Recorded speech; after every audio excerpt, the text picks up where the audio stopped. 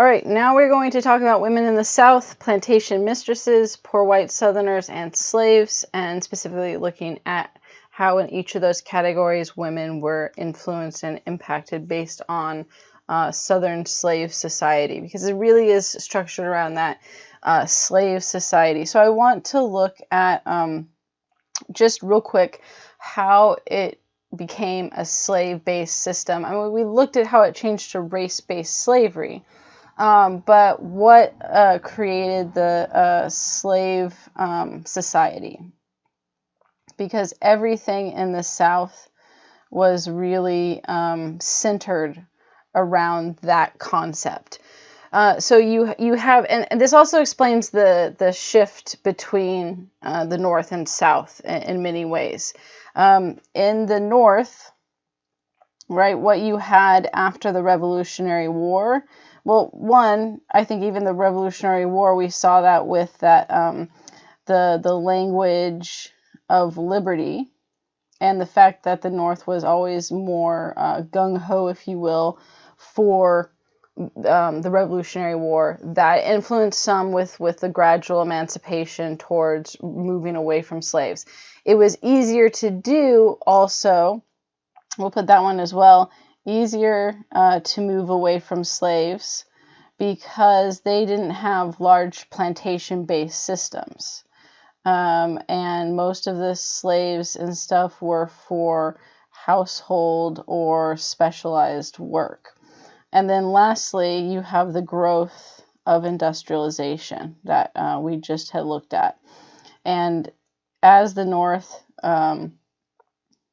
was moving towards, as the North was moving towards industrialization and urbanization, that further separated them from the South, because really the South saw the North as a threat to its established way of life. Now, where the South shifted, interestingly enough, after the Revolutionary War, you have a decrease in slaves. And in fact, there was a period where there was discussion about slavery ending, because tobacco plantations were still present, but not the economy-based system that it used to be. Cotton was present, but you had what was basically two types of cotton: long staple cotton and short staple. Long staple cotton was, let's say, difficult. It required really good soil conditions. And so this did create issues with productivity. What happens is that short staple cotton was developed as like a hybrid kind of thing, and it was hardier and could survive and really thrive on less specific conditions, let's say. Okay, so one of the things that does is the development of short staple cotton. This coincided with the cotton gin. The cotton gin was developed by Eli Whitney, and it made the cleaning of cotton faster and easier. And this is important because then, of course, it impacts the money you can make, because now you can have ready for production cotton a lot faster and with a lot less work. It was labor intensive to clean cotton. So once you had the cotton picked, then they would have these two brushes that look kind of like wire brushes that you sometimes would use for like a dog to brush their hair. But they were really big paddles, and they're wire brushes, and then you put the cotton in between it, and then you basically just move them back and forth over it, and it separates out the gunk and dirt and other things and cleans the cotton. But it's a slow and laborious process. The cotton gin changed that and made it a much faster, easier process. So that, coupled with the short staple cotton, allowed for, as people were moving to the Southwest, the expansion of cotton plantations. And this then really solidifies an increased growth of slavery, to the point that the South then becomes a slave-based system, where, we'll put it here, the economics, the social, and the political were, all three of these were dominated by slavery. Everything centered around slavery. Of course, this was ruled by the plantation elite. And the plantation elite made up 10% of the population max. So what is fascinating by this is that you have an even further disparity of wealth in the South than you do in the North, with the rise of industrialization and the poor labor within the factories, which did create a disparity of wealth between the ultra rich and the very, very poor. But that middle class that developed in the North kind of bordered that. And so, well, yes, between the ultra rich and the poor, there is still a huge disparity. You have other people in the middle. The South had, this was their system for the most part. Now, that's not to say that there wasn't a middle group, but if we look at the social classes in the South, you have the plantation elite, which were the super wealthy. There were others that had smaller farms with maybe a couple slaves, but the majority of people in the South didn't actually own slaves because they couldn't afford to. The plantation elite, though, were the controllers of everything. They were the wealthy. They were the ruling class. But the people who had like 100 or more slaves was relatively small. And then again, there was a few that had smaller plantations with just a few slaves, and then you had the poor. So there really was not, there was technically a middling group, but they were so small that they really, you don't count them in that. So then you have the poor white Southerners who had no slaves and just individual family farms.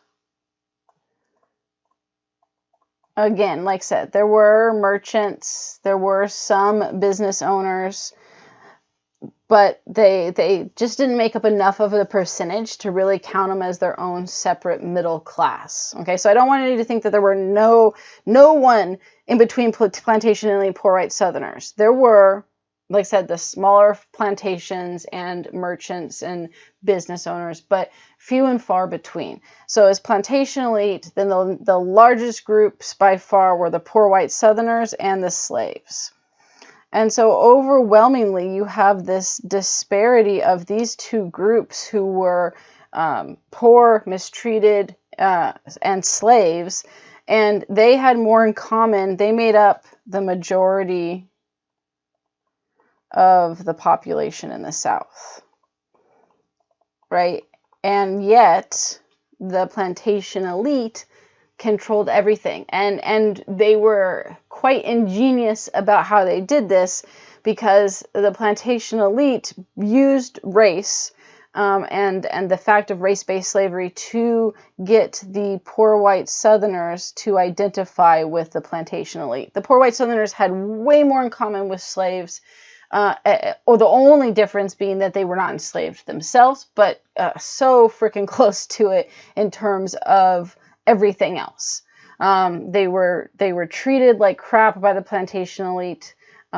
while they weren't physically abused and they weren't enslaved, they really often lived just slightly above slaves in conditions. The houses, the clothing, you didn't have you didn't have much. They farmed, and they were bare minimum substance farmers. Like you made enough to survive, barely, and that's about it. And of course, there were various levels of poor white Southerners, so there's some that were doing a little bit better than others.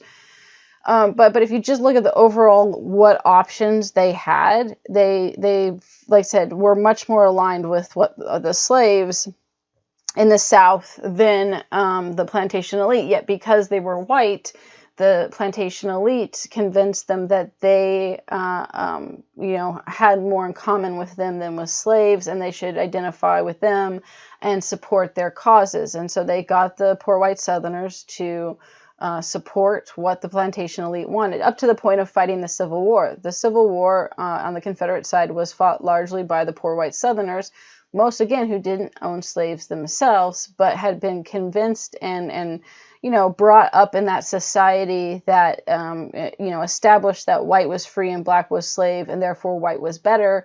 And it gave them someone to have power over too, which was a huge part of it. That ability, if you have people that are lower on the social scale and power and hierarchy, and you give them someone else to have power over, that is a powerful motivator for support. And that's what the plantation elite did. So it didn't matter that they were a much smaller percentage of the population.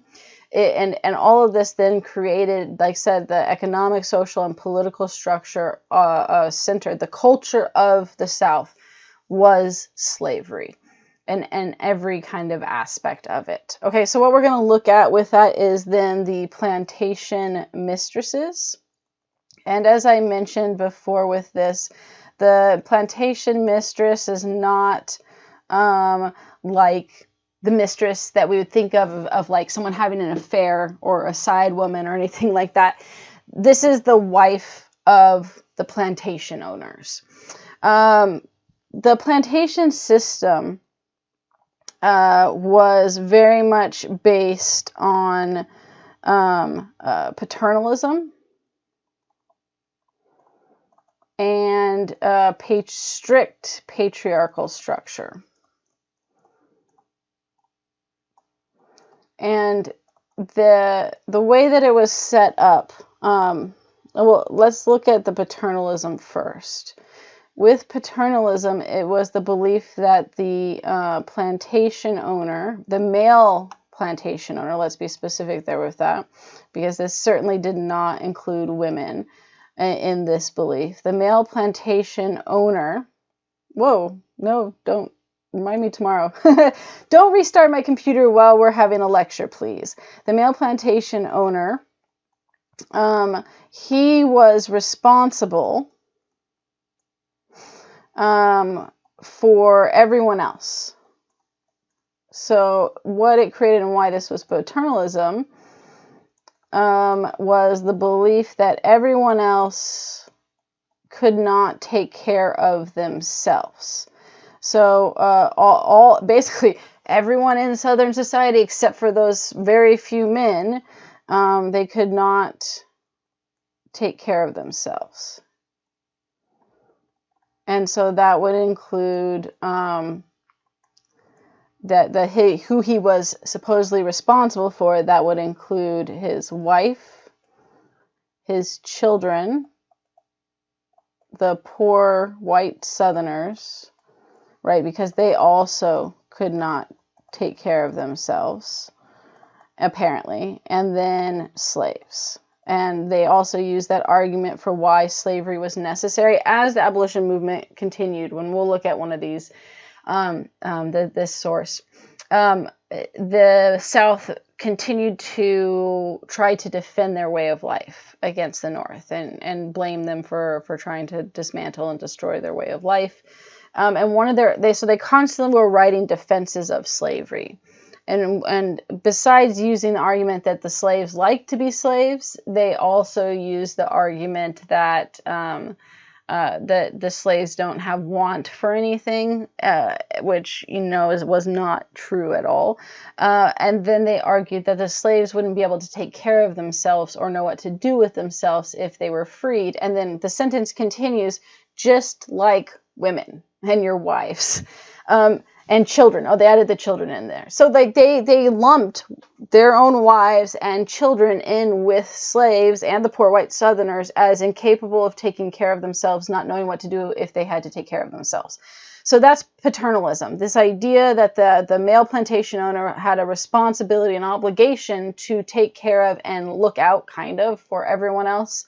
Their looking out wasn't very good, but that was the idea for paternalism.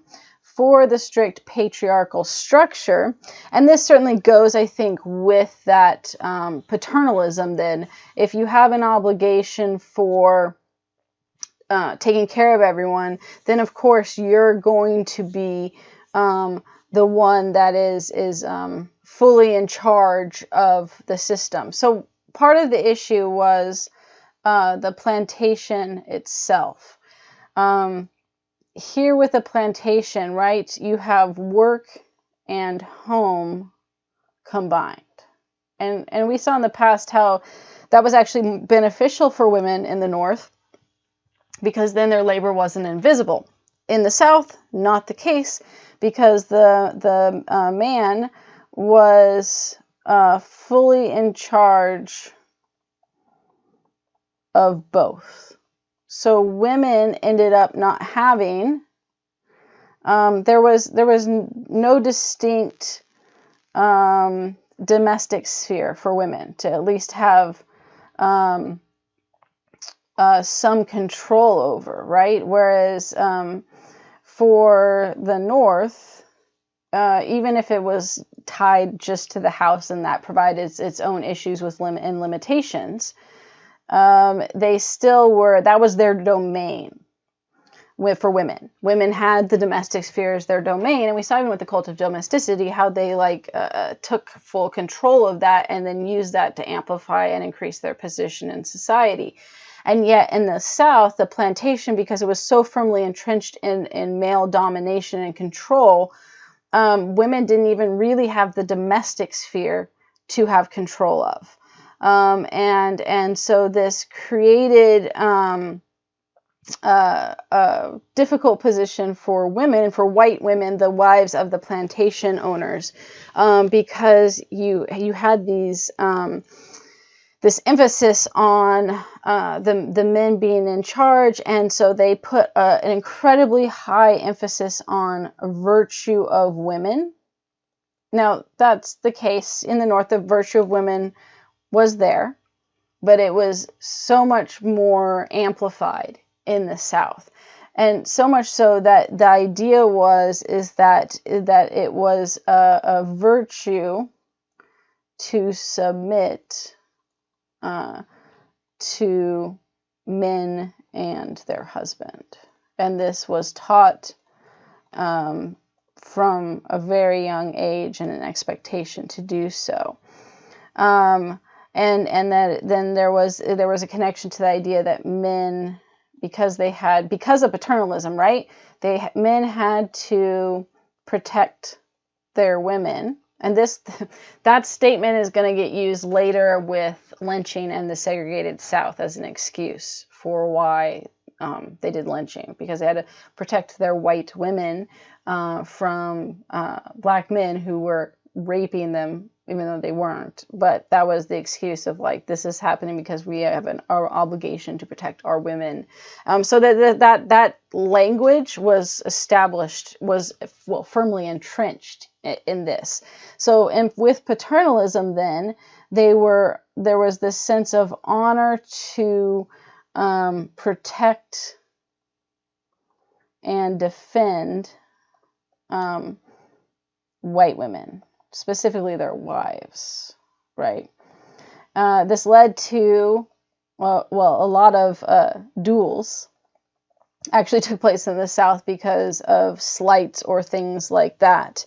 But it also created a weird position for women that these plantation wives were then elevated on a pedestal as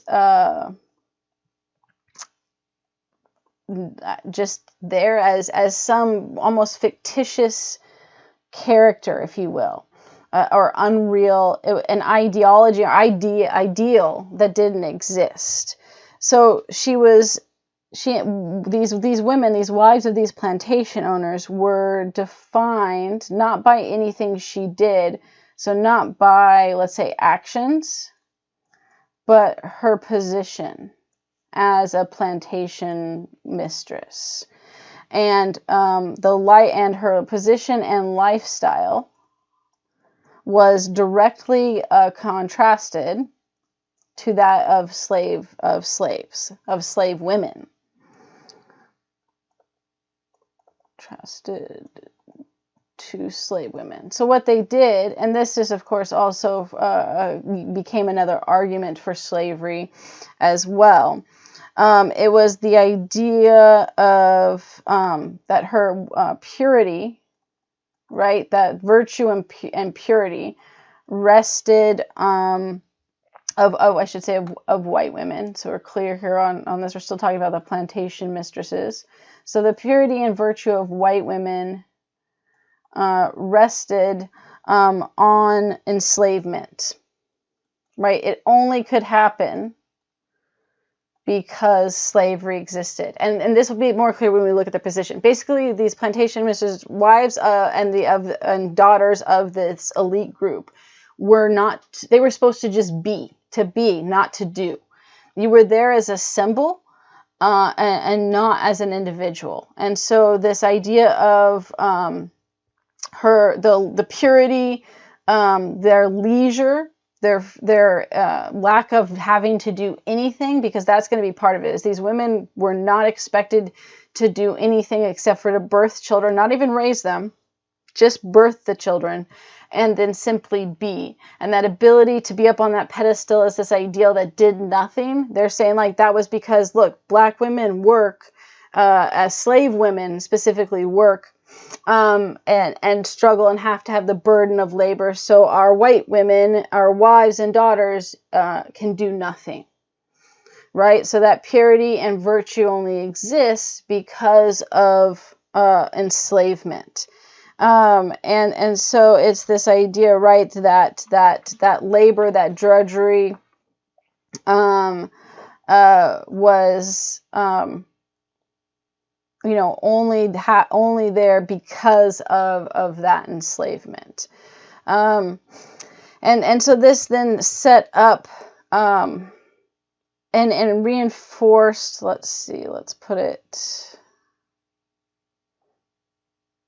we'll put it here for the second one.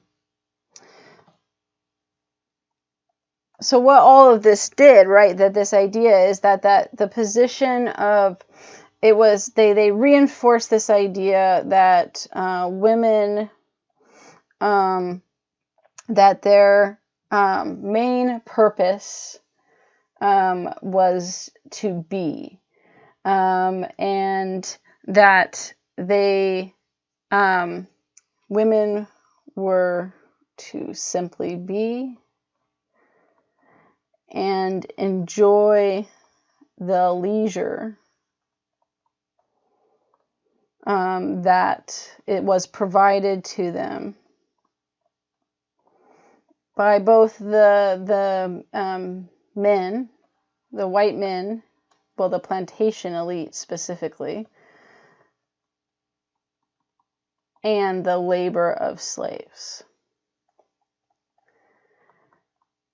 And so what this did is it created this hyper focus on leisure as the defining characteristic of these plantation mistresses.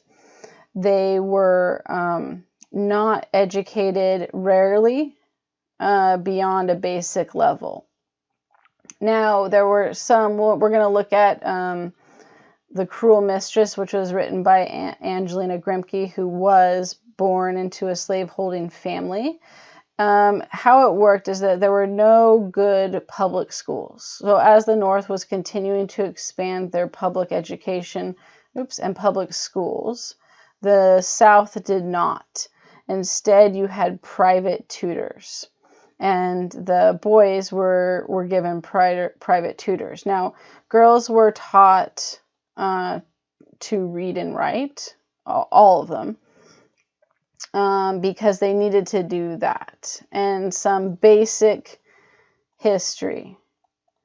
But if it went any further than that, as far as any more in-depth education, was solely based on the decision of the father. So some fathers did educate their daughters more, but if you're looking for like generalizations about women in education in the South for this Plantation Mistresses, it was relatively low.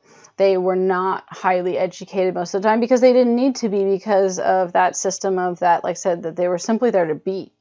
You didn't need any special skill to just be there as an example and a reminder of that was possible, and that was their role. They could not work, and what I mean by this is, I suppose they could, but specifically outside work, because work, right, is work was associated with slavery. And especially with what we just looked at with the whole the lack of labor that white women from the plantation elite had to do, and then they contrasted that with the labor that slave women had to do, and that they were only allowed to be up there on that pedestal because of slave women, then work becomes associated with slavery. So any woman that had an interest in working outside of the home they were shunned.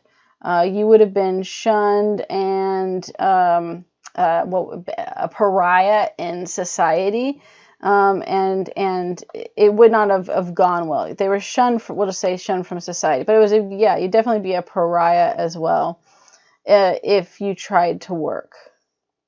So, and there were women that were bored. When we know this because during the Civil War, there were letters that some of them wrote, because as the slaves began to leave the plantation, as the economy crippled, women found themselves having to work to survive. And there were several letters, and some women lamented the fact that they were forced to debase themselves so much, and even the fact that was the language. I have had to debase myself to do this type of labor to survive, shows you what negative imagery was put in their minds. So for the North, right, women were valued as industrious. That had been long from the colonial period put into it with housewifery, and the idea of being industrious was a positive thing. And then, but in the South, industriousness was a horrible thing. To work, to labor, was to debase yourself as a woman from this elite social class. But other women wrote letters at this time where one wrote basically, "Thank God we can work without being exiled from society. I have been so bored and so unhappy, and I finally get to do something." So there was a variety of responses, both the women who lamented that they had to work to survive, and others who were thankful that this allowed them to, without being exiled and put as a pariah in society. One thing that women did that wasn't work, but that was, I guess, something to get you out of the house, was charity work and volunteer work. So charity work was deemed acceptable because it was connected to Christianity. But outside of that, labor was not something that was acceptable. The other thing that, if we're looking at leisure, let's put leisure and roles, since I'm kind of talking about both here. Your sole role in life, or soul roles. I guess there were two, so I guess not soul. Your two roles, that doesn't work. There are two roles in life as a woman from this was to get married and have children. And again, I'm being specific with having children, not raising the children. And we'll talk more about that in a minute.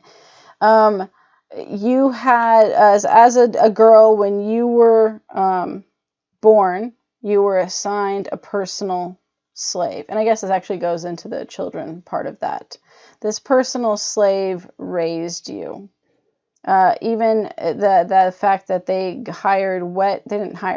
brought in wet nurses that were slaves to feed the baby. So the mothers did not even nurse the babies, and they rarely raised the girls themselves. They were in the house, but they had a personal slave attached to them that essentially lived with them, slept with them, and raised them, and went everywhere they went. And the job of that personal slave was to help dress, bathe, do your hair, makeup, clean, be present for studies, even to the point of sleeping in the room, so that they were at their beck and call. And they stayed with them even when they got married. Then they went with them usually to their husband's house. And we'll talk more about personal slaves when we talk about slavery. So I'm only briefly talking about it in the context of the white women that were in this Plantation Elite group. Again, we'll get into more specifics when we talk about slavery. One other thing that they could do, you went to parties, right? After you got married, say after marriage, besides children, they did a lot of parties, church events, and sometimes they managed the household slaves, but that varied also in how much. Some managed all the household slaves, others managed a head household slave who then they managed the rest of the slaves. So the amount of work or effort that took was relatively small. And we'll look at well, actually, we can talk about that now. I think that the violence and what that creates would work. Okay, so everything was defined on leisure and roles. I think hopefully this shows like they were there to be, not to do much of anything else. This did. The one area, we'll talk about this first, and then we'll talk about the violence and structure. The one area that I suppose they had more rights than northern women, much to northern women's frustration because they had been trying to get this for quite a while, was property rights. They ended up getting property rights before the North. And this was connected to this, so that the South functioned kind of like nobility. They actually saw themselves in many ways as the nobility of the South, even though it wasn't. They weren't, because the U.S. had decided not to do nobility as a thing. Women got dowries. So dowries, again, one of the things with dowries was that it was meant to protect the economic status of women. Why you don't do this with people who aren't nobility is because you can work, you can do other things. There isn't yes, wealthy families still usually maintained informal dowries in the North, but they didn't have formal ones. it was set to this idea that, like, for nobility, you're born noble. It doesn't matter technically how much money you have, you're always noble. And for women in the South, they couldn't work. So if you ended up with a deadbeat husband or someone who took off or died young, you could end up in a situation where you had no economic support. And then, of course, horrors of horrors, they would have to work. So an attempt to protect their daughters' economic standing and position of simply being and not having to ever be in a position where they're forced to be destitute or work, they provided the dowries. And in order to protect the dowry, they had to give women property rights so that their husbands couldn't take the dowry away from them. And so this dowry was for the women and could not be diminished in value.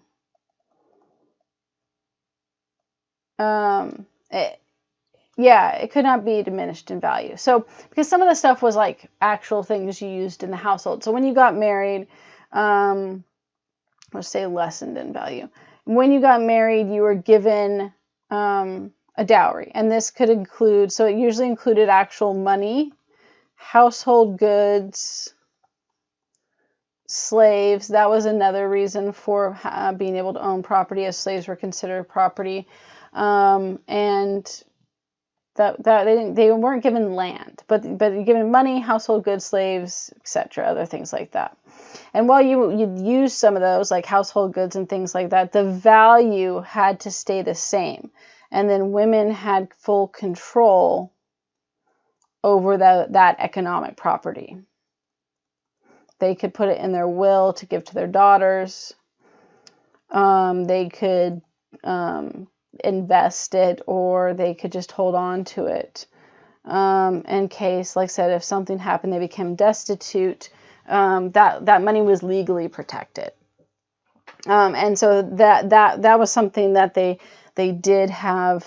It wasn't for women's rights, though, right? They didn't give them property rights because they're like, we think women are equal. Definitely not. It was all about the dowry and protecting their daughter's economic status, so she didn't have to debase herself into labor or become destitute in any kind of event. But it did give women some additional and excessive control of property rights that women in the North did not get for quite some time. Now, one of the things I want to look at is the Cruel Mistress, and what Angelina Grimke is going to discuss as the inherent problem with slavery is how it corrupts. Two parts. One, she says the inherent issue with slavery, first and foremost, is the horrible conditions and treatment and torture of slaves. And then second, that it corrupts universally. It corrupts. And so that you see this evidence with the Plantation Mistresses, and how that in several examples she witnessed them behaving because of the social structure of slavery in the South. And so we're going to look at that source here. But what you get is this idea of violence and power. And especially, I mentioned this before, right?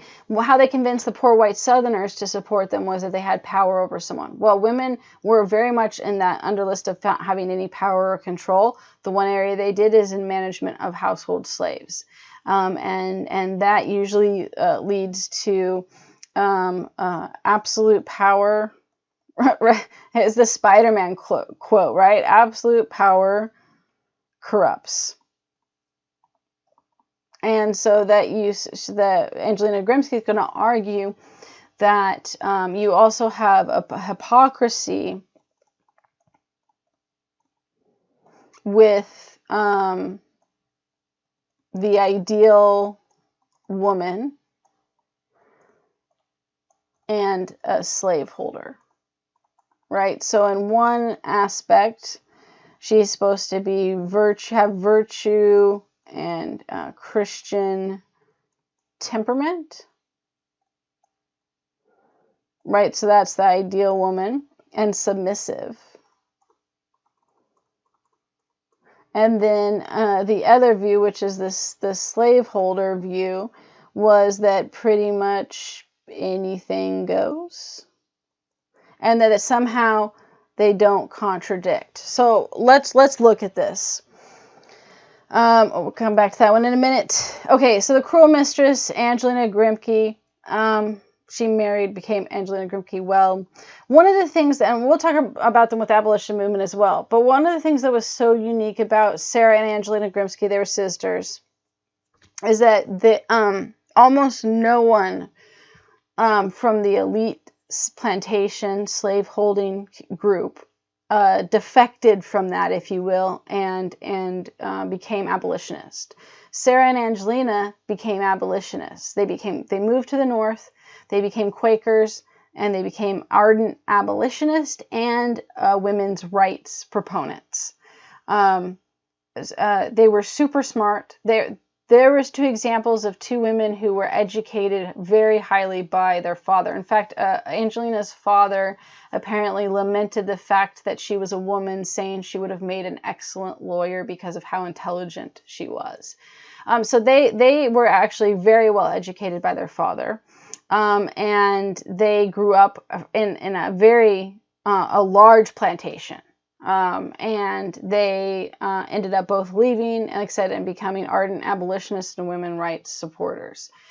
That didn't happen anywhere else. We have no record of other slaveholders speaking out against the horrors of slavery. And yet you have these two women who not only experienced the South, but actively spoke out against it and condemned it. This was important for the abolition movement. It's important for getting a view of the plantation mistresses. And again, this isn't all of them, but it's a good characterization of the problems that it creates.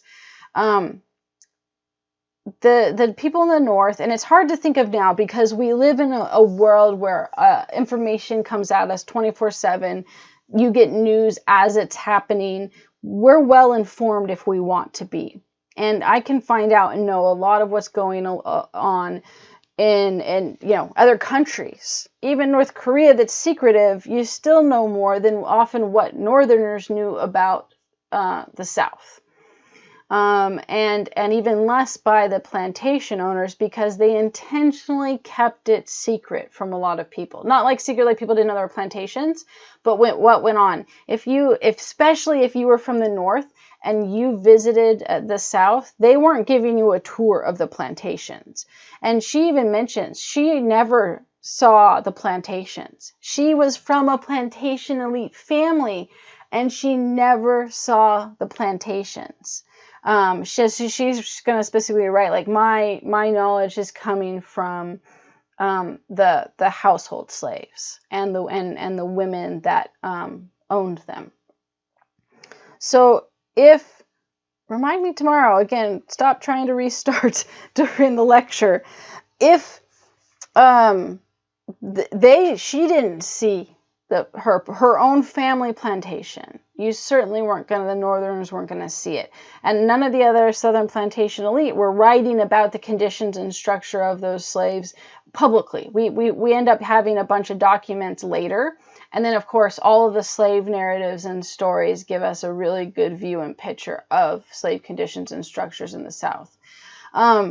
But that stuff they didn't share, and slaves didn't have the ability to share that at the beginning, right? Eventually, slave narratives are going to become really popular with the abolition movement because, again, it was another avenue into hearing the horrors of slavery and figuring out and going, oh my gosh, this is what's happening. So I know it's hard for us to think about, like, how could they not really know, but you could. And so now you had this valuable resource of these two women that were able to share information that no one else knew about and no one else was giving. And so they became invaluable in that. So it was a really unique position. They were very unique in that situation. So this is the Cruel Mistress.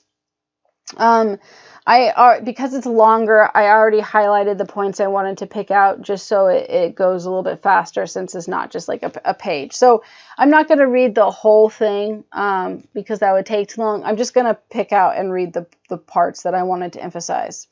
And so she says, I we'll start with, I mean, she does say like slavery in itself is horrible, and that in itself is its own. But she also wants to talk about how it impacted and created what she saw as not only a hypocrisy, but serious problems of corruption on the women that were the plantation mistresses. And she wrote plenty of other things that were just dealing with the horrors of slavery. And she mentioned some in here too, but she had a second purpose. So it was to explain the cruelty of slavery, but also the corruption of slavery. Right? So she says, for even were slavery no curse to its victims, which she's not trying to claim, but she's saying even if that somehow was taken out of the equation, the exercise of arbitrary power works such fearful ruin upon the hearts of slaveholders. So she, again, so this was this specific one. They both wrote, her and her sister wrote tons on the evils of slavery. This one was more to look at the plantation mistresses. I think it important to premise that I have seen almost nothing of slavery on plantations. My testimony will have respect exclusively to the treatment of house servants. So again, just showing you women were not, even daughters of elite plantation owners were not brought into the plantation world. They were isolated in the house. And when they visited other plantations, they stayed within the house area. And she mentions like within her family, like it was like 3 miles away where their farm actually was. So the idea that you walked out of your house and then the plantation was right there that you could see every day is not necessarily true. For a lot of the very large plantations, they were 3 miles away from the home, which means you're not hearing things, you're not seeing things. It's intentionally out of sight. You only are seeing the slaves that then are within the household and the surrounding household unit. She said, our plantation was 3 miles from this family mansion. There all the field slaves lived and worked. Occasionally, once a month, perhaps, some of the family would ride over to the plantation, but I never visited the fields where the slaves were at work and knew almost nothing of their condition. So even the plantation owner did not visit the slave quarters and fields but once a month at the most. And this is not uncommon. This was a very common thing. The slave owners did not do the day-to-day running of the plantation. They had overseers and other poor white Southerners that they used to run that system. And they only occasionally dealt with issues directly on the plantation, especially if things were going well and there wasn't issues. So then she says, I will first introduce the reader to a woman of the highest respectability, one who was foremost in every benevolent enterprise and stood for many years, I may say, at the head of the fashionable elite of the city of Charleston, and afterwards at the head of the moral and religious female society there. It was after she had made a profession of religion and retired from the fashionable world that I knew her. So she's setting up, right? She was... then she retired from the fashionable world and made a profession of religion. So she became more religious at some point. Fashionable world just means like high society and staying up with how you looked and that type of stuff. And so instead of focusing on that, she became a professed Christian, probably already Christian, but one who was focused on religion. So that the announcement that religion was most important to her. And this is important because this is setting up, Angelina specifically setting up the scene here to say, this is a woman who is claiming that, that she was of high morals and known in the elite profession of religion. And I therefore I will present her in religious character. This is a snarky comment about her within what she continues, right? This lady used to keep cowhides or small paddles called pancake sticks in 4 different apartments in her house, so that when she wished to punish or to have punished any of her slaves, she might not have the trouble of sending for instruments of torture. For many years, one or other, and often more of her slaves were flogged every day, particularly the young slaves about the house, whose faces were slapped or their hands beat with the pancake stick for every trivial offense, and often for no fault at all. But the floggings were not all. Scoldings and abuse daily heaped upon them were worse. Fools and liars, sluts and hussies, hypocrites and good-for-nothing creatures were the common epithets from which her mouth was filled when addressing her slaves, adults as well as children. Very often she would take a position at her window in an upper story and scold at her slaves while working in the garden at some distance from the house. I have known her thus on watch, scolding for more than an hour at a time, in so loud a voice that the whole neighborhood could hear her, and this without the least apparent feeling of shame. Indeed, it was no disgrace among slaveholders, and did not in the least injure her standing, either as a lady or a Christian, in the aristocratic circle with which she moved. So what's interesting with this, right, is she sets the scene and say, okay, so she's supposed to be super religious, but then she beat the slaves. In fact, she set up a system to abuse slaves. That it was acceptable for women to physically abuse the slaves. And this was common, often more than not. I think this one was more intentional, but it was often with whatever was around the house. And it was acceptable for them to do so. But in the case of the cruel mistress, right, she set up specific pancake sticks, as she called them. Paddles? Pancake sticks. Yeah, sticks. Right, for the abuse. This is planned. Right, you have unplanned and planned, and that the violence was acceptable, as well as language and behavior. Right, the idea that certain types of behavior that would be unacceptable with surrounded by just white people was not an issue when directed at slaves. So where they had complete freedom, right? The idea with this is that essentially the only place women in this group, right, had complete freedom was in their control of slaves. Which is why then again, she's arguing that this leads to corruption, especially when you have no power anywhere else. And so she intentionally set things up to beat the slaves because she clearly seemed to enjoy doing it. And then on top of that was yelling foul language and abuse to the point of scolding and screaming from the top of her lungs out the window for hours that the neighborhood could hear. And no one was like, ooh, man, she's got a problem. Or, gosh, did you hear what Nancy was saying? No, none of that. It's okay because it's to the slaves. And it didn't injure her status, right? This I think is important. This is her targeting because Angelina especially took issue with the hypocrisy of saying you're a Christian and then acting this way. So the next part, the room in which they held where the prayers, she has the prayer meetings after religious revival in Charleston. The room in which they were held in the evening and where the voice of prayer was heard around the family altar and where she herself retired for private devotion thrice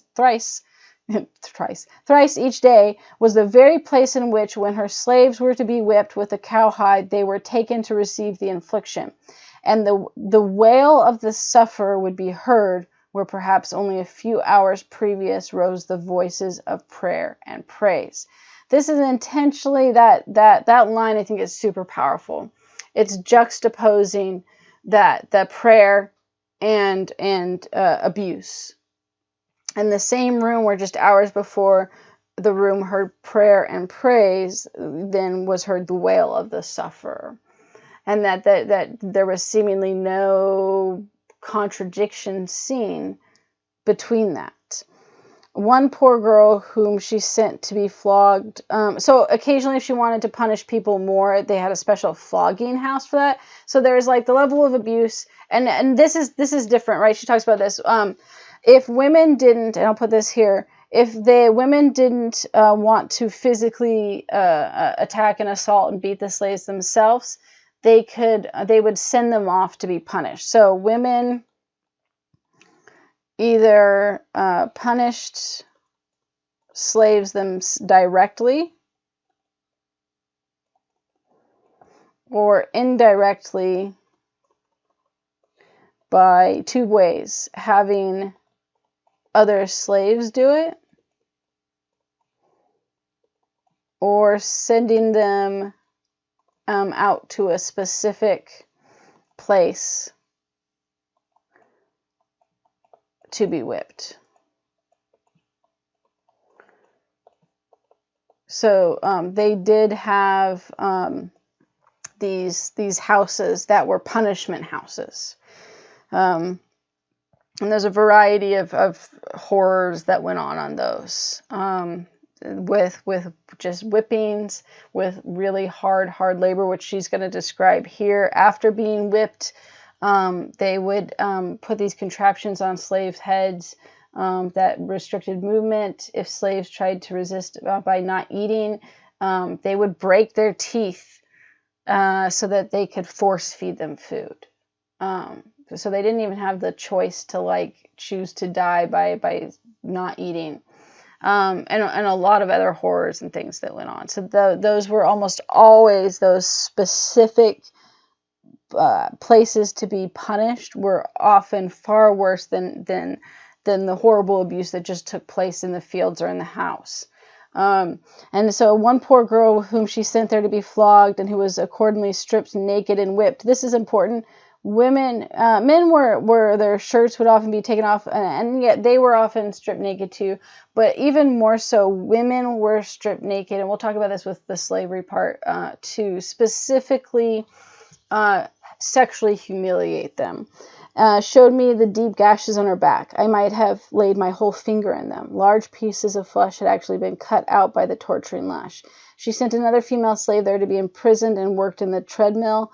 The girl was confined several days and forced to work the mill while in a state of suffering from another cause. For 10 days or 2 weeks after her return, she was lame from the violent exertion necessary to enable her to keep up step on the machine. So it just shows the violent treatment. This professedly Christian woman was a most awful illustration of the ruinous influence of arbitrary power on the temper, right? So this idea of, you can hear what arbitrary power does. Her bursts of passion upon the heads of her victims were dreaded even by her own children, and very often all the pleasure of social intercourse around the domestic board was destroyed. That domestic board is like the dinner table, was destroyed by her ordering the cook into her presence and storming at him when the dinner or breakfast was not prepared to her taste, and in the presence of all her children commanding the waiter to slap his face. It was common for her to order brothers to whip their own sisters and sisters their own brothers, and yet no woman visited among the poor more than she did. Here's again that contradiction that she's going to set up. Liberally to relieve their wants. This may seem perfectly unaccountable to a northerner, but these seeming contradictions vanish when we consider that over them she possessed no arbitrary power. They were always presented to her mind as unfortunate sufferers, towards whom her sympathies most freely flowed. She was ever ready to wipe the tears from their eyes and open her purse for their relief. But the others were her vassals, thrust down by public opinion beneath her feet, to be at her beck and call, ever ready to serve in all humility. Whom God, in his providence, had set over them. It was their duty to abide in abject submission, and hers to compel them to do so. It was thus that she reasoned. So this is really interesting, because it's setting up and saying, okay, it's hard for people to understand, especially northerners, this contradiction, that she would go and take care of the poor white southerners and help them out, ready to wipe away tears, open her purse, because she had no power over them. Right? She possessed no arbitrary power. They were unfortunate sufferers. But slaves were her vassals, who, in the southern mind, not only by society, but by God, had put them in that place. And it was their duty to serve her. And her job to make them. Therefore, it didn't contradict because it was two different types of people, essentially. And she later says that they don't see slaves, a true slaveholder doesn't see slaves as human beings. And I think that is also an example there, that the poor white Southerners were treated as human beings, slaves were not. This mistress was a professor of religion. Her daughter, who related the circumstance, was a fellow member of the Presbyterian Church with the poor. So this was the poor outraged slave. Instead of feeling indignation at this outrageous abuse of her brother in the church, she justified the deed. He got what he deserved. I solemnly believe this is a true picture of slave-holding religion. And this is related to a waiter who was beaten by her son really badly. And the mom and the daughter were not upset by this, right? The daughter said the slave got what he deserved. So she's saying that's the true picture of slave-holding religion. So very strong critique about the South and religion and slavery. But I forbear, the sufferings of the slaves are not only innumerable, but they are indescribable. I may paint the agony of kindred torn from each other's arms, to meet no more in time. I may depict the inflictions of the blood-stained lash, but I cannot describe the daily, hourly, ceaseless torture endured by the heart that is constantly trampled under the foot of a despotic power. This is a part of the horrors of slavery which I believe no one has ever attempted to delineate. I wonder not at it. It mocks all power of language. Who can describe the anguish of that mind which feels itself impaled upon the iron of arbitrary power, its living, writhing, helpless victim? And then the last part, slaveholders think nothing of them because they regard their slaves as property, the mere instruments of their convenience and pleasure. One who is a slaveholder at heart never recognizes a human being in a slave. And I think that's a really powerful statement as well, and sums up that idea of that justification of the abuse and control and horrible treatment of others, is that with the transition to race-based slavery, it dehumanized slaves, and then allowed for this justification and this treatment to take place. So with this, right, one, we do get some conditions and description of slavery, for the slaves, but I'm going to hold off on talking about that when we talk about the slaves in a minute. But as far as like what it also gives us a view of, I think the worst of what the plantation mistresses could be, and we'll actually see a few in the slave narratives where it talked about the wives, because one of the other things that tended to bring out that cruel mistress, if you will, even though she didn't talk about it, was the issue that was never talked about, is that the men, their husbands, often had children with slaves, and those children all stayed slaves, right? Then that's mentioned in the idea that it, with their own blood, and yet they still enslaved them. But that this was like the open secret. Everyone knew about it. You gossiped about it. Gossip about other wives' husbands, other women's husbands. And pretended your husband did not do anything. Did not do these things. So when they were made aware or found out about slave women who were when they found out about other slave women who either were having sex or not, and never choice, or had children by the slave owner, right? The plantation mistresses, so just so we're clear on who we're talking about here, would often sell either the slave woman, or the children.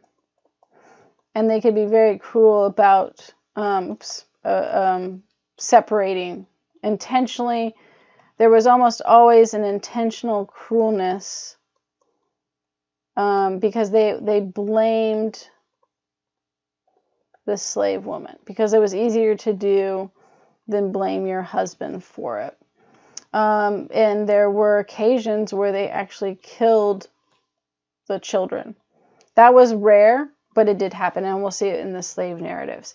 More often than not, they sold either the slave woman or the children or both when they found out about it. But there were cases where they killed the children, and there was no punishment for killing a slave.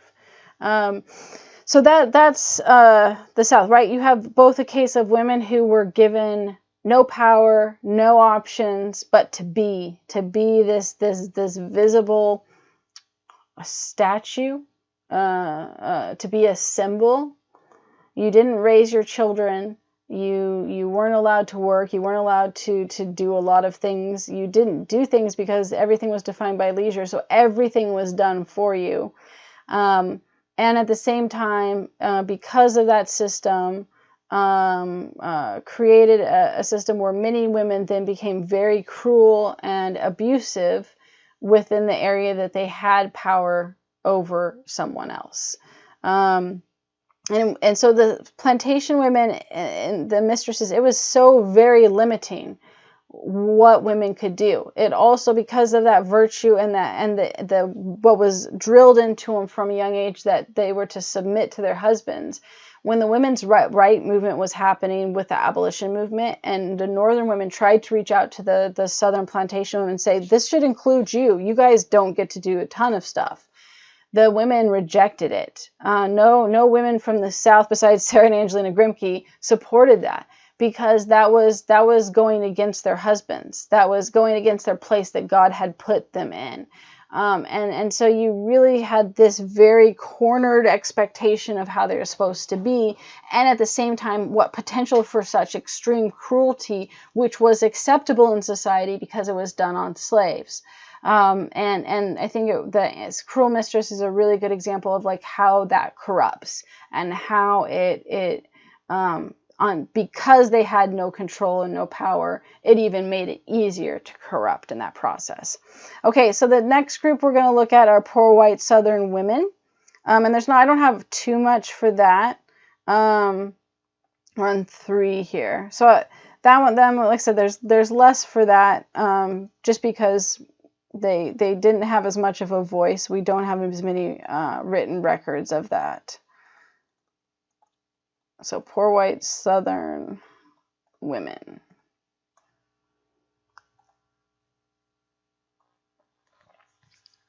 So poor white Southern women. Well, let's look at the poor white Southern structure first. Usually they were small family farms, and the basic provisions. They grew their own food to eat and for survival. You had little to no education for women, right? Because we looked at the public education we talked about with the Plantation Mistresses, and right, there's no good public education. There was for boys. The public education system was horrible in the South, for everyone, and it was seen as for girls unnecessary. And right, they didn't have any money for private tutors.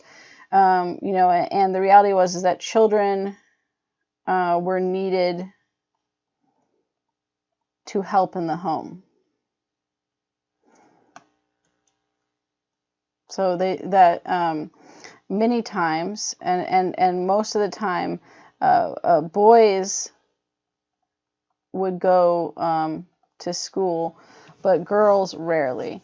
There just wasn't an avenue for girls to be educated in the public education system. So the boys got to go, but even that, they rarely went all of the time, because if you needed help on the farm during harvesting or planting, they stopped going to help with that for survival. And so then the women and girls were expected to cook, clean, sew, etc. Basically, it was structured like early colonial society for the poor white Southerners, and what their roles were for women there, because they didn't have enough money to often buy much stuff. So there was a lot of homespun and homemade goods. However, you also still had the system of a strict patriarchal system that filtered down from the elite plantation structure. Because remember, the elite plantation, they managed they controlled the culture, the economic, the political structure, and so that system was in place. And so what that ultimately created is that women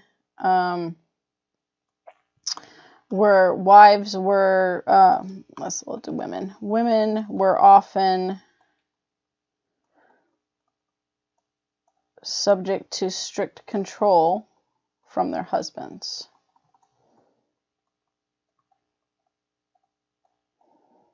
They rarely, they were expected, just like the other women, to submit and to do whatever their husbands told them, and yet they had none of the benefits of the wealth and leisure in that process.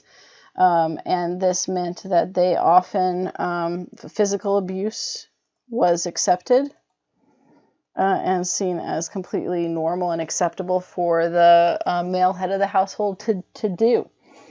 As far as activities went, women were, church was really the only activity. Otherwise, it was not activities, right? It was housework and survival and raising children. And here, right, that was a difference, that because there weren't any slaves, motherhood.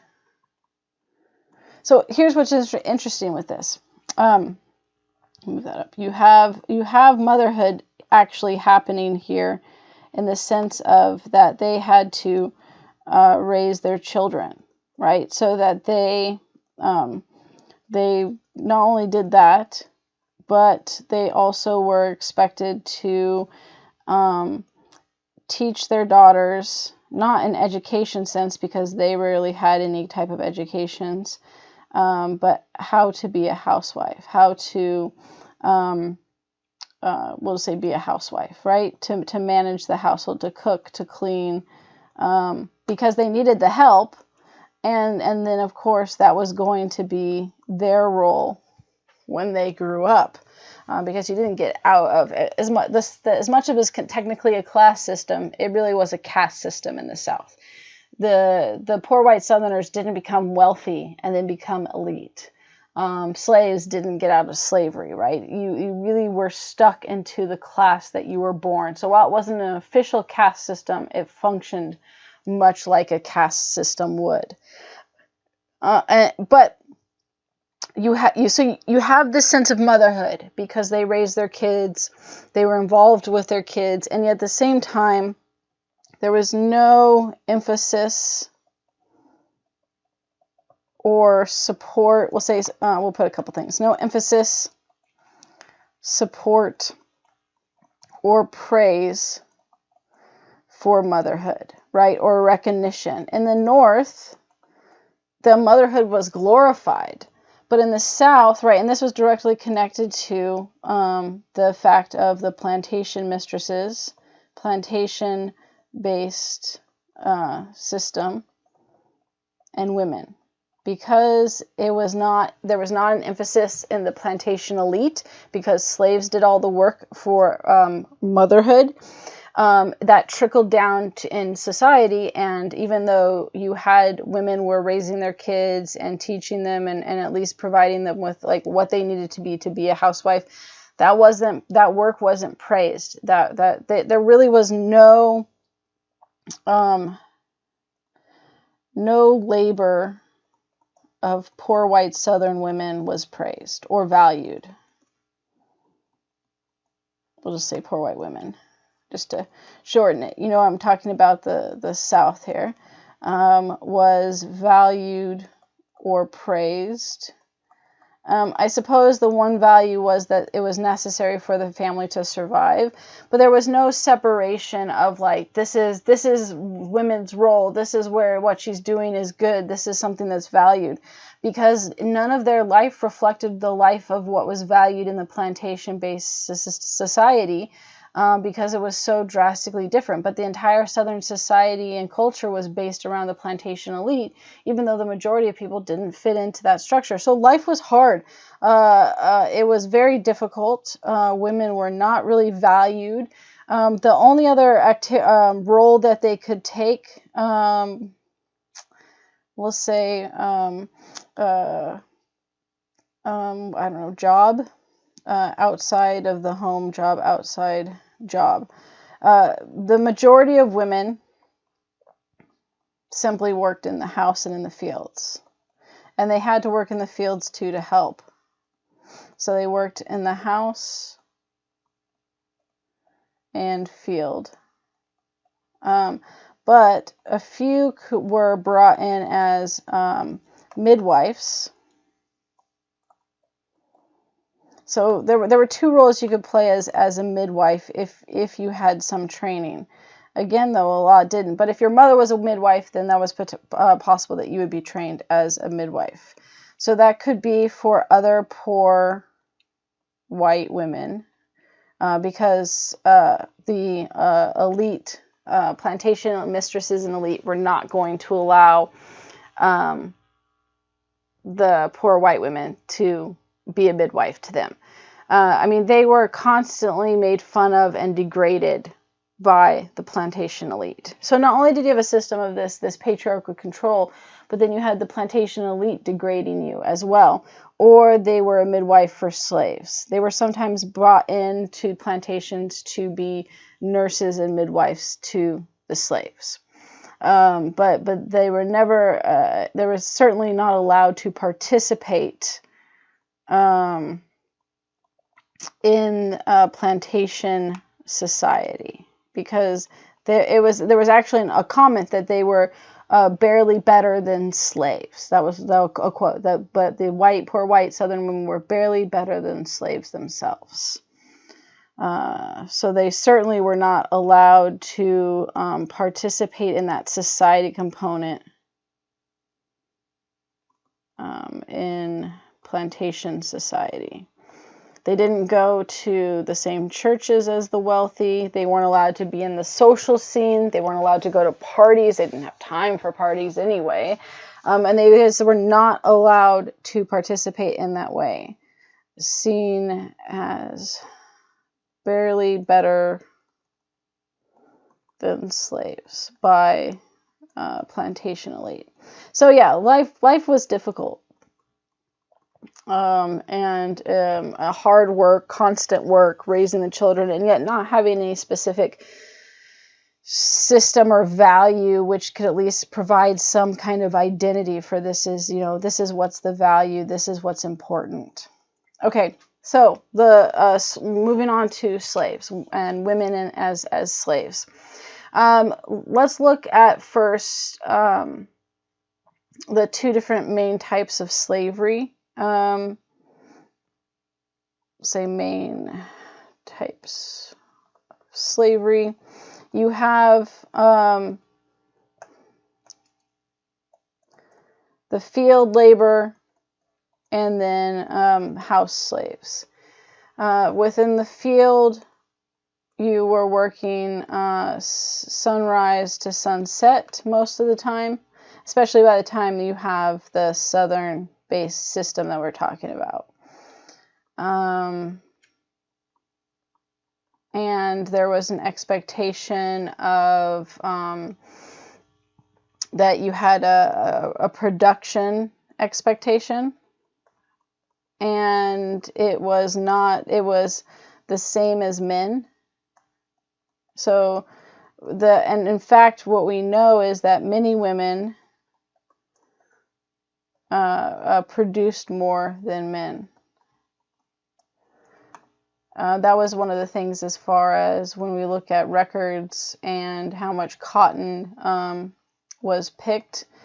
Women often produced more than men, and were expected to work the same as men. But with this, right, we'll put it under here, women who were pregnant had to work the same amount, and they were not given extra food. So you had this expectation of working the same as men, producing the same as men, and yet pregnant women were not given any downtime except for when they gave birth, and then it may be a day or two after. They also were expected to work with their young children. So, or we should say babies, because once they were weaned, then they stayed back at the slave quarters, and older slaves tended to watch the children. So they were expected to work with their babies. They would usually put them on their back and feed them while working.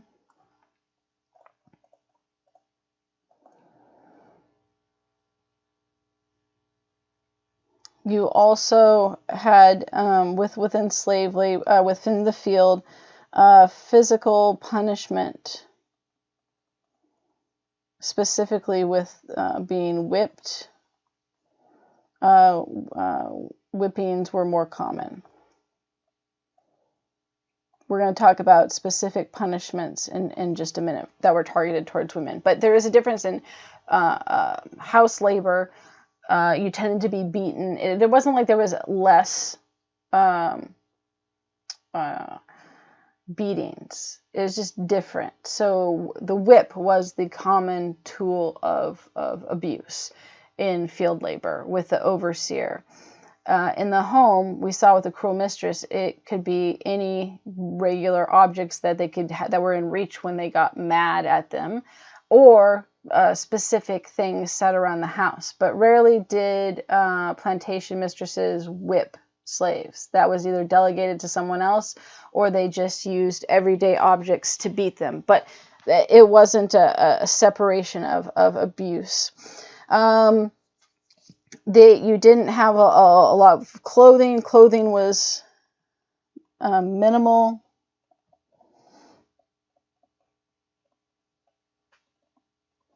Whereas we'll see house slaves had a little bit better clothing.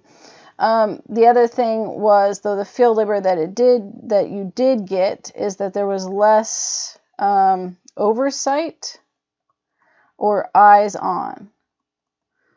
So while there was an overseer who was usually from the poor white community to make sure they worked,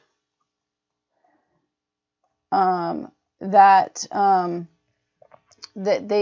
they weren't watching them all of the time. And we'll see that wasn't always the case in different types of jobs. And you had a community. Right after work, they went back to the slave quarters. And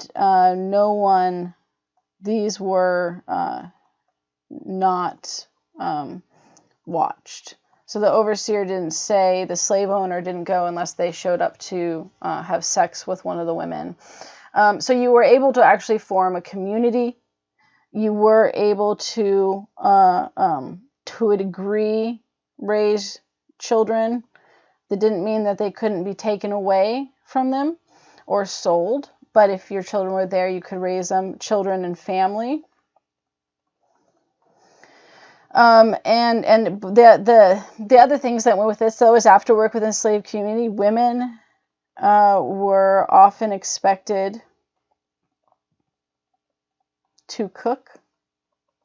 So you get done with the work in the fields, and then you went back to the slave quarters, and then you cooked for the evening meal for your family. And you were expected to take care of the children after working all day. And the reality is of what this did is it actually created more of a matriarchal society. And this will actually change when slavery ends and there's a shift towards the nuclear family, and you're going to have it go back to the more patriarchal. So matriarchal society in slave quarters, obviously not outside of that system, because women did so much. Women were doing so much of the work. They were doing the work, and then they were also doing traditional domestic roles within the community. And so that was a lot. For the household slave, right? So you have the field and then the household slave. There were small other positions and things like that, but these were the two most common ones. So the difference here was that, and it was technically seen as easier, but it was not. There was often a 24-hour on-call / work, right? So this was often the case of personal slaves, but even cooks, those who did the cleaning of the house, etc., that you were expected to be on call whenever that was. For a personal slave, this was something that, you might raise the white child, and then you were expected to constantly be around. This left you ultimately where you were not able to participate in the slave community, which was super important, right? Because you didn't live in the slave quarters, or not very often. And so there was this lack of sense of belonging, of having people, a lack of companionship, of being around other people that weren't, abusing you and owning you. The other thing, of course, is that this meant that they rarely were rarely around to raise their own children, because they had to raise someone else's. They were also expected, there was basically an expectation that you would leave. If you were a personal slave to a girl, with the girl / when she became a woman, when she married, because they often kept their personal slaves through their life. And so there was this finite time of which you would be around if you were a personal slave, right? So that all of these ones, I listed several things, but all these ones are based on personal slaves. And you had to do everything for them.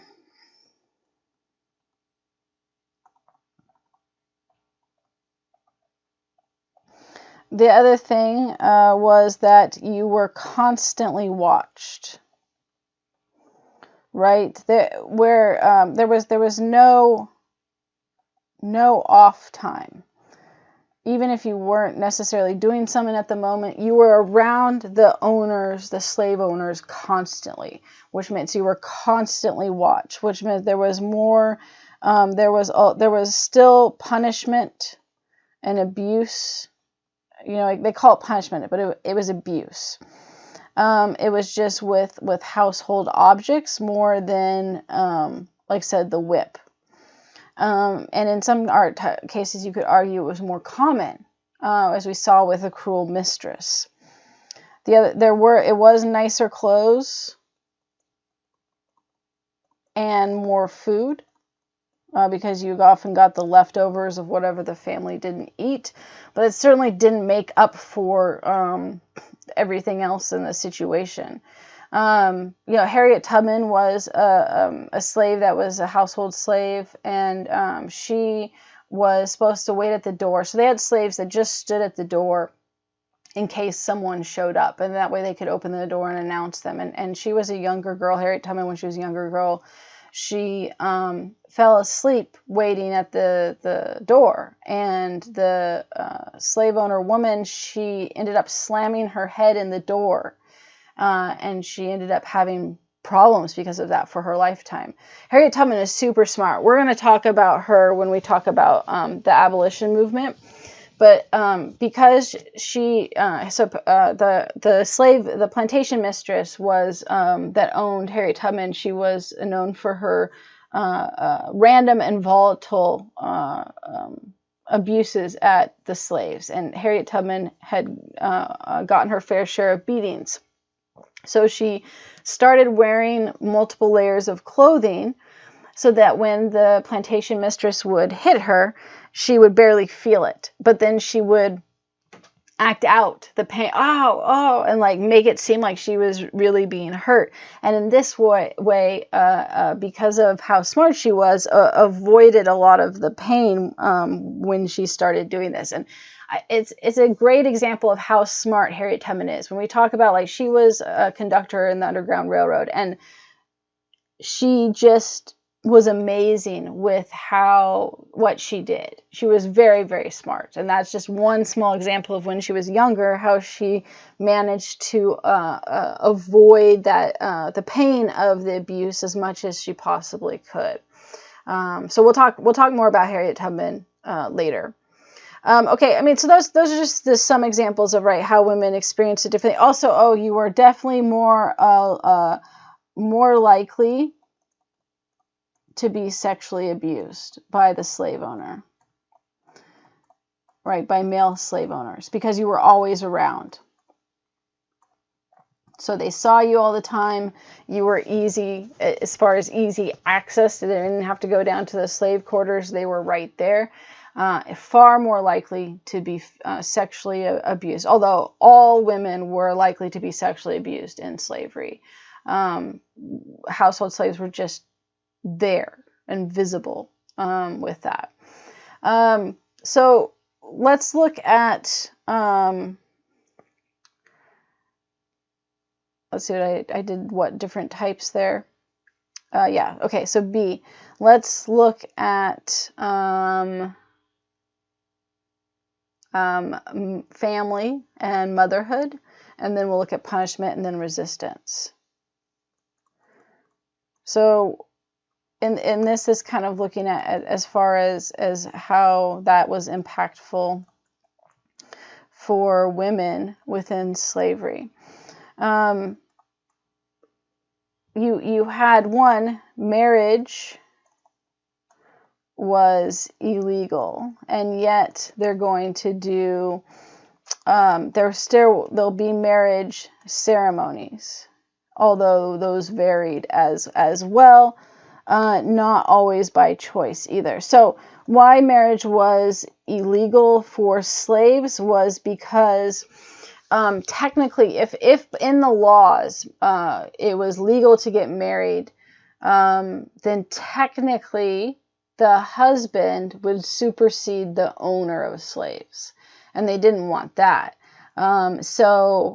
Because of femme covert, right? Femme covert meant that you took on the identity of your husband, and that would supersede the slave owner. So they didn't allow legal marriages. Yet many slave owners encouraged marriage ceremonies and to say they got married.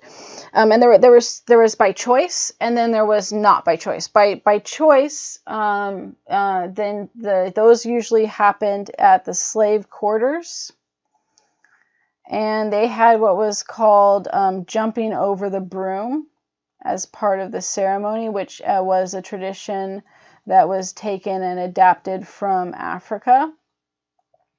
And so then once you jumped over the broom, you were married. But it was also created with the realities of slavery. Often the vow said, until, instead of death do us part, until separation do us part, because there was a very clear reality that that you might be sold. You had no control over that situation. And again, for others, it wasn't always by choice. There were many slave owners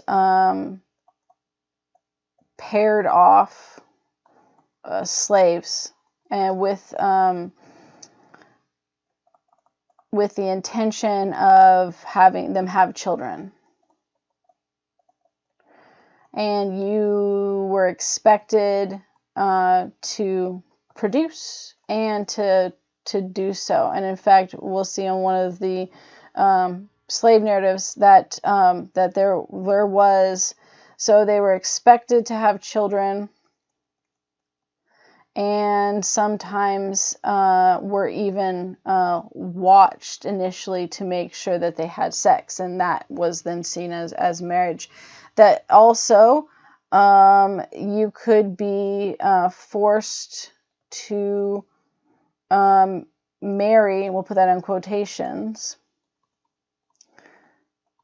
someone else. So you could already be married, right? You could have had maybe a marriage by choice, and then the slave owner will say, nope, you're going to be with this person and go have kids.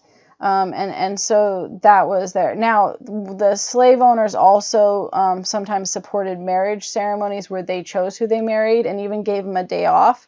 Because, of course, for slave owners, marriage was seen as a way to have children. They wanted to encourage them to have relationships because then they'd have sex and then they'd have kids, and those kids would be slaves.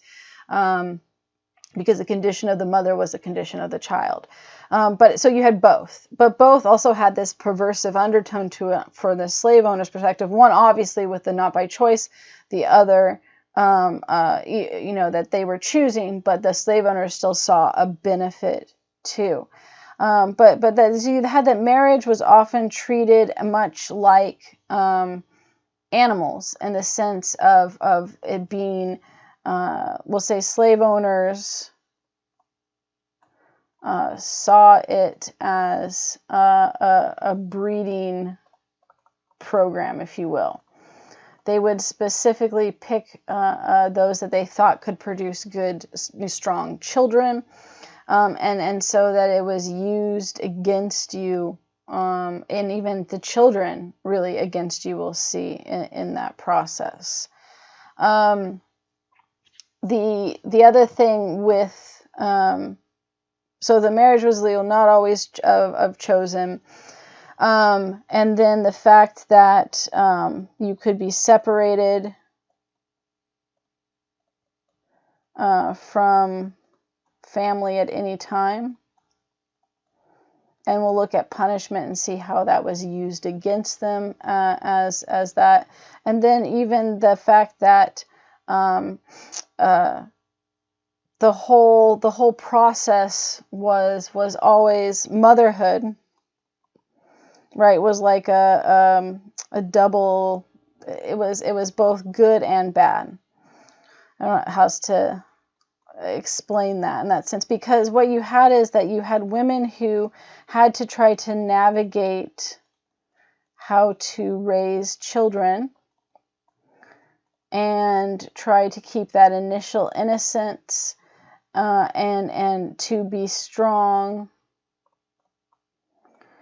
and also prepare them for slavery. Because what would happen is that kids from toddlers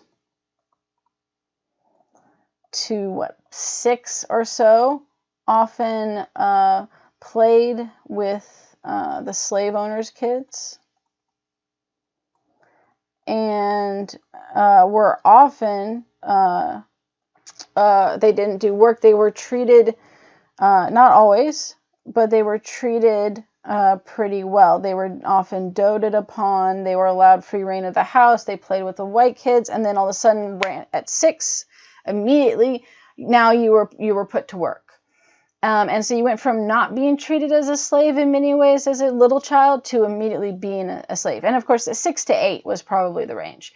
But that was very confusing for kids, especially when you're trying to prepare kids for slavery, and they're like, but there's no experience in that. They're seeing it. They can see it with family, but they're not out in the fields. They're either being raised by the elders in the slave quarters, or they're running around with the slave owners' children and playing. They often were given extra food. And then so they didn't have that personal experience, and yet you're trying to prepare your kid for the realities of slavery, because it was this instantaneous switch. Worse, often for women, is when they had not only girls, but what was considered pretty girls. Because then you, as a mother, a lot of concern for their future, because the girls who were seen to be pretty were more like, they were almost always targeted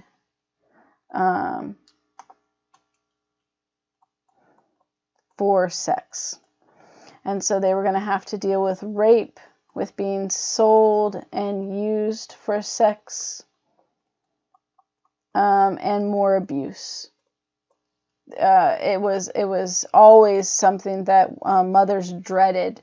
In fact, there was lots of women who talked about how they prayed to not have girls, or prayed to not have pretty girls, because they knew that their life would be even far more difficult as a slave if that was the case. And you do have cases of mothers who killed their children. There was one woman who, we'll put over here in just a second. There was one woman who tried to run away with her kids, and then they got caught, and they were holed up in a house, and before they broke in, she slit one of her daughter's throats. When they later asked her why she killed that daughter, she said because she was the prettiest, and her life would be horrible. So it was seen as an act of resistance. It was seen as an act of mercy to save the children from that. They couldn't bear to have their kids be abused in that way. Like I said, you had women who tried to run away with their kids, but that was harder. It was very difficult for women ran away or escaped less than men. And that was almost always because of the children, of motherhood, right? It was hard to escape with kids. And we'll see when we talk about the punishment, kids were often used against them if they did try to run away. And so some women resorted to trying to kill themselves and their kids rather than continue on with the daily abuse that was there. And then, like I said, you also had to navigate how to raise your kids, and especially your daughters, not only to understand slavery and try to make them strong enough to be able to get through it, but also, just have them be aware of what was coming, to try to prepare them like that. You didn't have just raising your kids, you had to prepare your kids for slavery. It also could be seen as an act of defiance. In a sense, it was its own resistance, family and children, right? Because the whole aspect of slavery was an attempt to dehumanize you and control your life in every aspect of it. So the act of creating a family, especially with you choosing to get married, to have kids, was essentially saying that this is how we create our normalcy within this system that is so awful and takes away your agency and your humanity. Here is where we still can create that and live our lives. And no matter what you do, we're still able to do this. And that was intentional in trying to carve out a life where they could, and family and children provided that and provided a sense of community that was important. But you also had to always deal with the potential of being separated, of being sold, and so the ability to push through that and still do that was an act of defiance in of itself. I think those are the main things. Like just said, the idea of how you're having to, you're being pregnant and you're not getting extra food. The fact that when you're nursing, the child is with you and you're still expected to work, so you're having to work harder and not getting enough food, which was a problem that men didn't have to deal with. The fact that the women were largely the ones that not only were having to do the extra work, but then were having to, they were usually the ones preparing their children for slavery and trying to prepare them for life in this system. Women also had to deal with, and then like I said, the forced marriages and being paired off and forced to have sex, to have children. Because of course, ultimately, right, women were seen as child producers. And that is what they were often used for most people. It happened in some way or another, because that was a way to have slaves and continue to have more slaves without having to pay for them.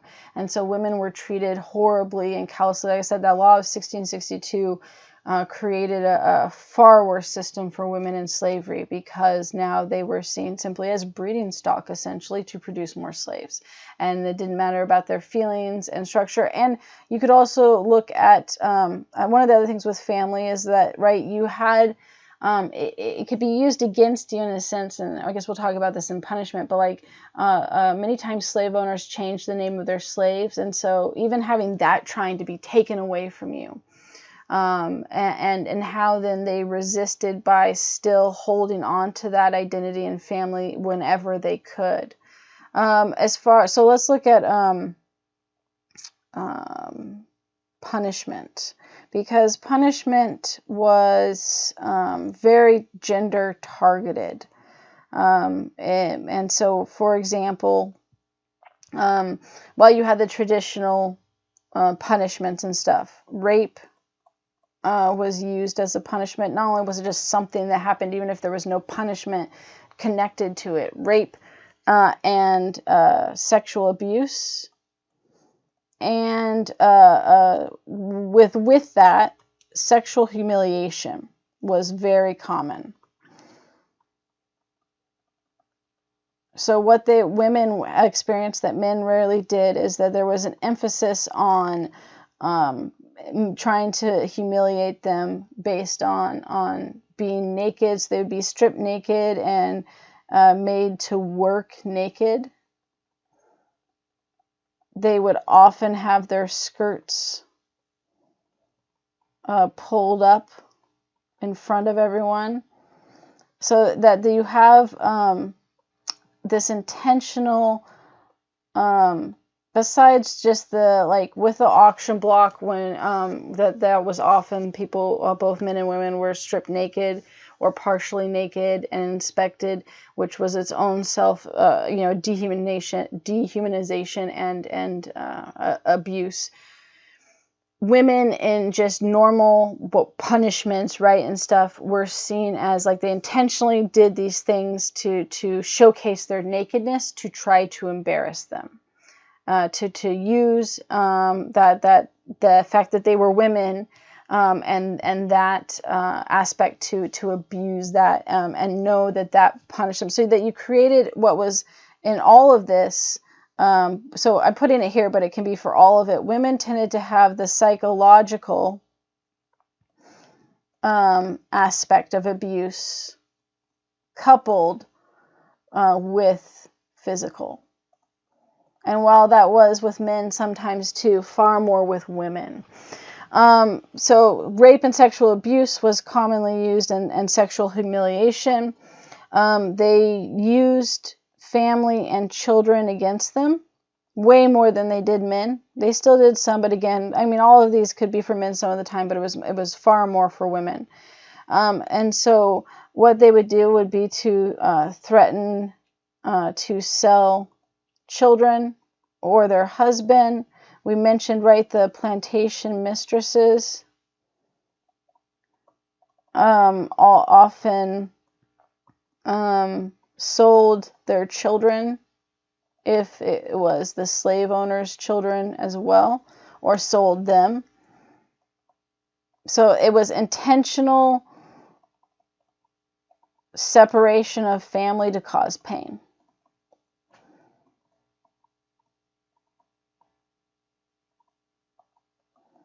And like I said, far more often used. This is why, right, women who ran away, if they were caught, almost always family members would be punished besides them as well. And because they knew that they could use family members to force women to be compliant, at least more so. They also there was cases of one woman, after she had given birth, she talked back to the overseer, and so she normally would have the baby strapped to her while she worked, and he made her put her son under a tree, and she would work, and she said she was constantly trying to look up to see when she could see him, and then she was racing back in between to feed him, and which an infant left like that could die, and that was the point. It was intentional threat to her child's life because she talked back to the overseer. And at one time when she ran back, there was actually a snake crawling up on the baby, which could have killed him. She decided after that day to run away. And it's a crazy story because she decided to run away, and she befriended one of the slave owners' dogs. And so the dog came with her and her baby when she escaped, and actually protected them and attacked one of the people who was trying to catch her. And she actually made it to safety, which was not common, because again, having a child who could cry could often give away your position. But the fact that the dog turned on the slave owner and protected her and her baby, but that she chose to run away because she said she realized that her son at some point was going to be killed because he was going to be used as a form of punishment against her. And those were common things of punishing the family members to punish the women. And was very often something that they had to deal with. So selling the children, punishing them, threatening them, all of those things were very common forms of punishment. And then rape and sexual abuse, and then of course just the physical abuse, which was for everyone. And there was often very little difference in the amount, just because they were women, and so that they could be severely beaten and whipped, or the work houses, right, the punishment houses, where they often worked them to near death. So they also experienced those as well. But these other two, rape and sexual abuse and using family and children, was far more often used for women. Okay, and then let's look at the sources real quick because it talks about all those things, and then we'll look at resistance. So this one is on slaveholders' sexual abuse of slaves specifically. And right, so this one says, I again highlight it because it's long, and so I wanted to just point out a few areas. They take the children that they have their own blood and make them slaves out of them. If the missus find out, she raises revolution. There's not only like the threat of the plantation mistress causing problems, you being punished for that because of that open secret, and the wives trying to pretend that their husbands didn't do that, and yet then you have this physical reminder of that. And they had no qualms about punishing the children at all. And having to deal with being sexually abused and attacked and raped, right? So here's another one that talks about a girl who of fine stature and good looks. She was put on sale. At night she was taken by the trader to his room to satisfy his bestial nature. She could not be coerced or forced, so she was attacked by him. In the struggle she grabbed a knife, and with it she sterilized him, which means she cut off his penis, and from the result of the injury he died the next day. She was charged with murder. Now this is where it's unique. That was the death penalty for doing that, and it usually a very painful death. If you laid a hand, right, you could not fight back. If you laid a hand on a white person, that almost always led to your death or very, very extreme punishment. And even if it led to your death, they usually tortured you first to make an example to other slaves. She got lucky because it talks about General Butler, hearing of this, sent troops to Charles County to protect her. They brought her to Baltimore. Later, she was taken to Washington, where she was set free. The attack was the result of being good looking, for which many a poor girl in Charles County paid the price. So this was a unique case where, because of the time period and the situation, she actually was protected, but that almost never happened. And then that's acknowledged right here, where it says that most girls paid the price for that, for being good looking, right? There was a doctor in the neighborhood who bought a girl and installed her on the place for his own use, and his wife, hearing it, severely beat her. Right, so there is that issue too. Now, the doctor one, that's not this story, but there was a doctor who was a gynecologist and is still to this day seen as like the founding father of gynecology. He bought slave women to practice the surgery on for hernias, I believe, or I think it was not hernias. It was for detached uterus. So often when you get with childbirth, it's possible that your uterus kind of becomes partially detached and it drops. And it was something that happened not only with women who had lots of children, but just if it was a particularly difficult birth. And so this doctor, who again is still the surgery he created was taught and used and is still, like said, seen as like kind of the founding father of gynecology. He bought slave women to practice and perfect the surgical technique, in which he did not use any type of pain medicine or anesthesia for, even though they had the ability to knock them out for surgery. And because he didn't believe that slaves and slave women felt pain. And so these women had to endure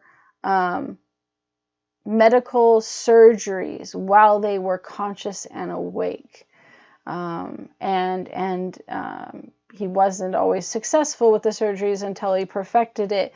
And so he particularly found women that had this issue so he could work on it. But some went through multiple surgeries, conscious and with no pain relief whatsoever, because they weren't seen as human beings, and that the belief that because they were slaves and he'd purchased them, he could do what he wanted with them. So they were tortured and medically experimented on.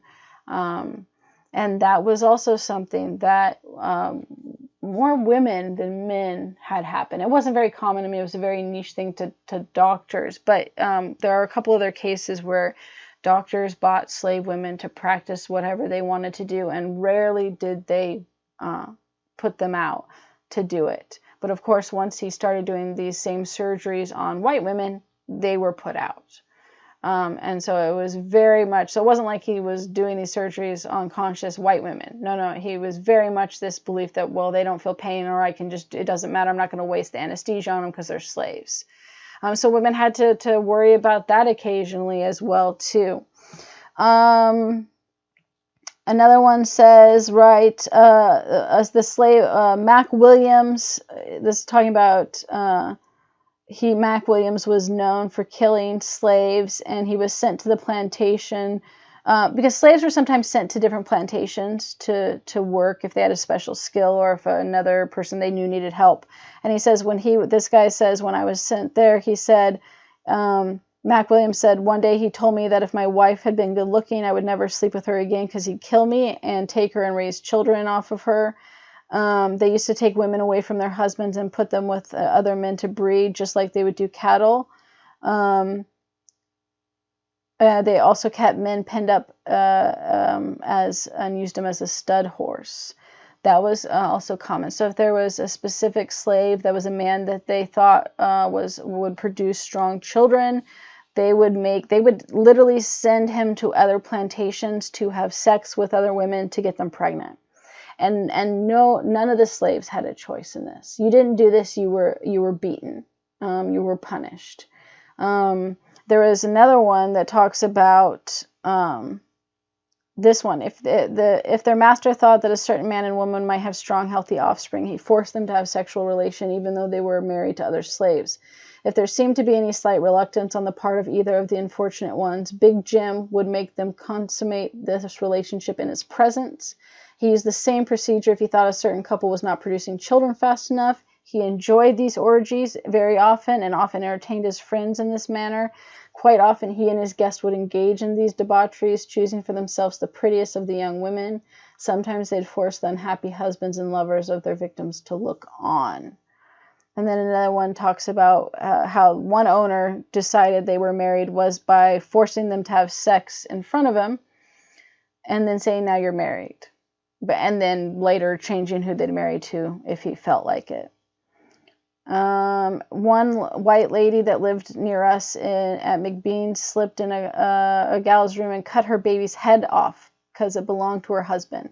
He beat her and started to kill her, but she begged, so I reckon he got to feeling sorry for her, but he kept going with the slave woman, and they had more children. So there you have a case of one of the plantation mistresses killing the baby. So that it keeps going on. And that was just some examples, but they fit with what the areas that I was talking about. So this and just the level of sexual abuse, rape that took place was immeasurable. It didn't ever end. And like I said, it was difficult for women who had daughters and realized that they somehow had to prepare their daughters for this. And how do you do that? Which is, again, why it led to some women deciding that death was a better option. Now, there was several types of resistance. For a lot of women, one of the things that they did was just small things on a regular basis, and most slaves did these small things. So you might in the field slow down the production, and if everyone did it right, then not one individual was punished. They would often break tools or other things, right, that again, the goal was to do things of resistance that also didn't get you beaten. And so breaking tools that it would just look like they broke because of use, leaving the gate open so the animals got out, right, just daily stuff that frustrated the owner and the overseer in the process. with house slaves, and this was mostly for women.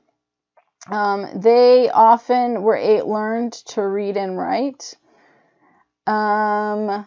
because of being a personal slave.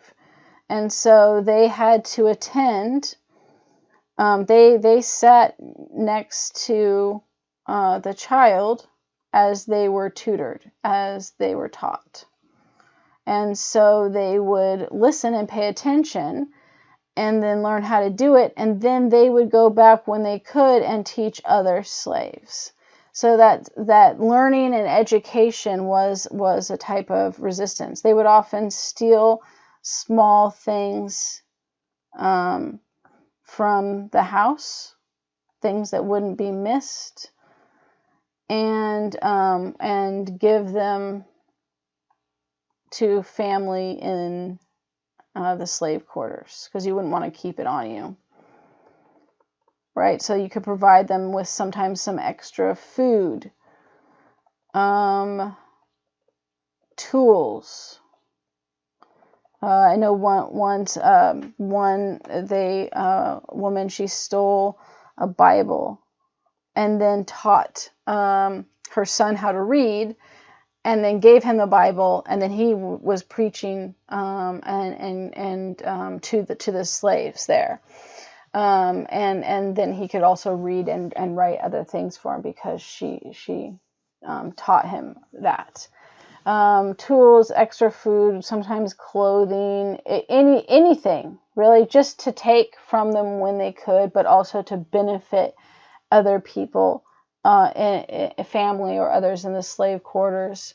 Then the other thing that they could do was run away, right? Although, like I said, women, we already talked about, this was harder for women because of the children. When you had the Underground Railroad, that was more likely for women to be successful with that. Because if you had a conductor that was leading you, Harriet Tubman intentionally took women and children because they weren't likely to do it on their own. And there were some conductors who didn't want to take children because you're more likely to be caught. Harriet Tubman took all the people that were harder to successfully escape. And she didn't lose anyone. She took older people, she took women and babies and infants, injured people.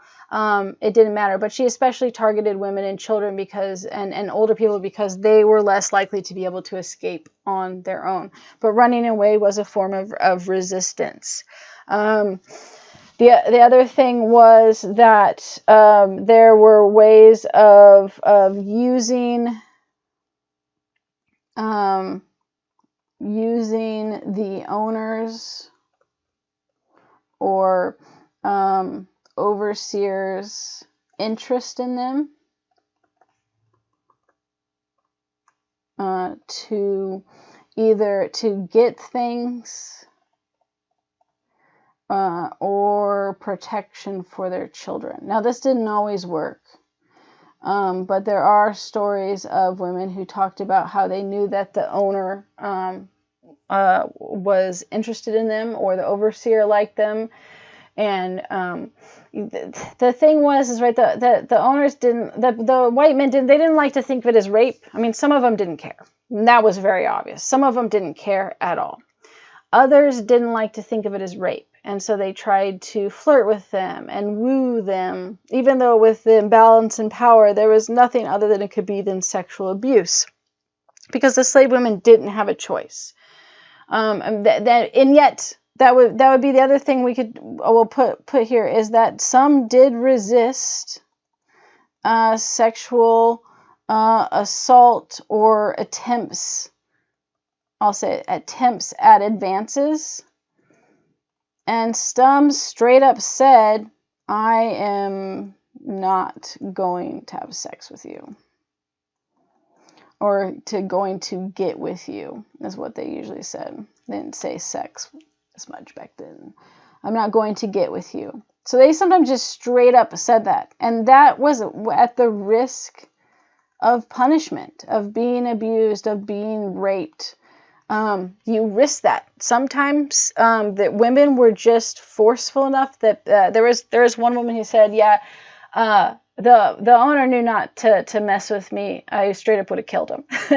And he didn't like her attitude. He tried to punish her in other ways, through indirectly by punishing other people and other family members, but he didn't touch her.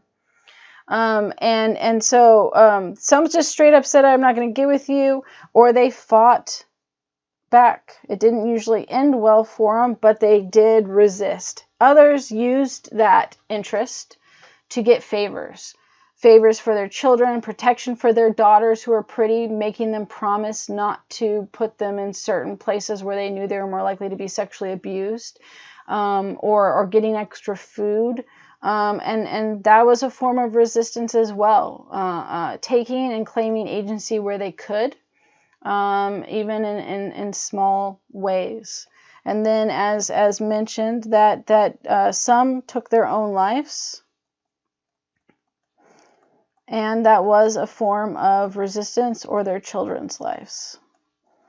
That was something they could control, and it also at the same time, oh, that's 6, not 5, basically denied the slave owner what he wanted. And so when there was one woman who, the one woman that was a woman was writing about another woman that she knew who had started getting the interest of the slave owner.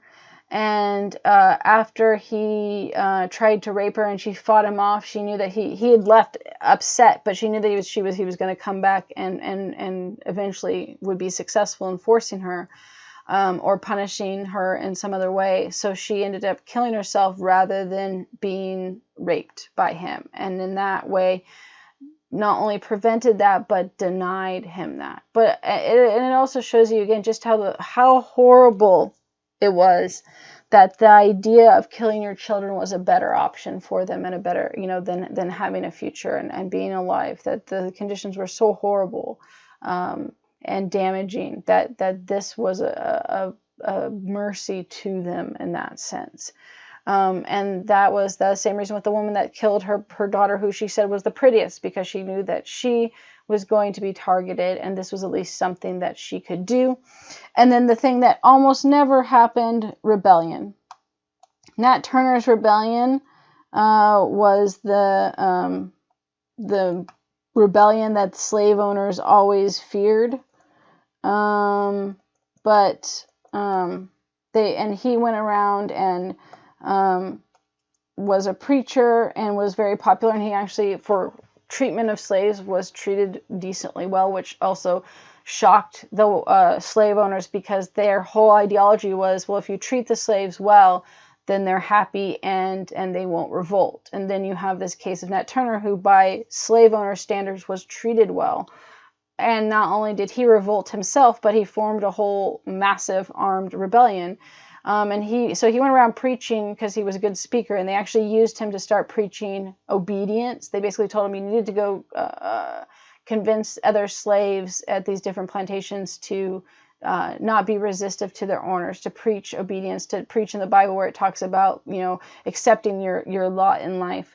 And he ended up then preaching rebellion as well when they weren't around. And he convinced first the slaves down in where he was, and they armed themselves and killed everyone all the white people on the plantation. And then they moved to the next plantation and armed the slaves that would go with them. And not everyone went. Because why was rebellion so frequent, almost non-existent? There was a few cases of individuals trying to fight back, a small few cases of one or two slaves trying to do some kind of rebellion, but Nat Turner's was the big rebellion that the slave owners always feared. Why? Because rebellion meant death. Usually if you ran away and tried to escape, you might be beaten. Remind me later doesn't mean like 10 minutes later, computer. You might be beaten, you might be whipped, but you were rarely killed for escaping. Rebellions led to you being killed. And not only that, but they often killed your family members and other people that were associated with you. So it was, and the likelihood of being successful was almost non-existent. Even Nat Turner's rebellion was not successful. They went, but they went and they, long overall, I mean, it was, I guess you could argue, successful in killing some of the plantation families, but not in the term of what they ultimately wanted to do.